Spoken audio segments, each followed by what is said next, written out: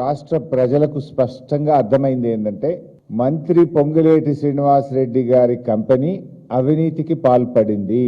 ఈ విషయాన్ని శాసనసభలోనే స్వయంగా తప్పు జరిగింది అని రాష్ట్ర ముఖ్యమంత్రి రేవంత్ రెడ్డి ఒప్పుకున్నాడు.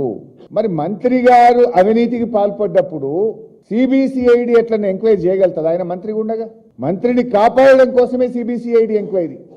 నిజంగా నీకు చిత్తశుద్ధి ఉంటే మంత్రిని బర్తరఫ్ చేసి సిబిసిఐడి ఎంక్వైరీ చేయి. నువ్వు నా బావమరిది పేరు తీసినావు, నా తమ్ముడు పేరు తీసినావు, ఓకే. నా బావమరి మీద ఆరోపణలు చేసినావు, నా తమ్ముడి మీద ఆరోపణలు చేసినావు. హౌస్ కమిటీ వేయడానికి హరీష్ రావు రెడీయా అని నన్ను అడిగినావు కదా. I'm ready. నీ తమ్ముళ్ళు చేసిన భూ కుంభకోణాల మీద, నీ తమ్ముళ్ళు చేసిన టీడీఆర్ కుంభకోణాల మీద, నీ తమ్ముడు చేసిన కేఎల్ఎస్ఆర్ టెండర్ల కుంభకోణం మీద నువ్వు రెడీ అయితే నా తమ్ముడి మీద నేను కూడా రెడీ. ఇద్దరం కూడా ఎంక్వైరీకి ఇద్దాం.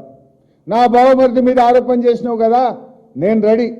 నీ బావమరిది సృజన్ రెడ్డి అమృత్ టెండర్లలో చేసిన కుంభకోణం మీద, నీ బావమరిది సృజన్ రెడ్డి సింగరేణిలో ఓబీ టెండర్లలో చేసిన కుంభకోణాల మీద నువ్వు రెడీ అయితే నేను రెడీ. రేవంత్ రెడ్డి, ఇంకో మాట చెప్తున్నా, నేను చెప్పిన హౌస్ కమిటీ వేయకు, నువ్వు చెప్పిన సిబిసిఐడి వద్దు. ఇద్దరం కలిసి హైకోర్టు సిట్టింగ్ జడ్జి చేత విచారణ జరిపిద్దాం. Are you ready Mister Revanth Reddy? తోకముడిచి మారిపోకు, చిల్లర మాటలు మాట్లాడకు, నీ చెంచాగాలతో నన్ను తిట్టించే ప్రయత్నం చేయకు.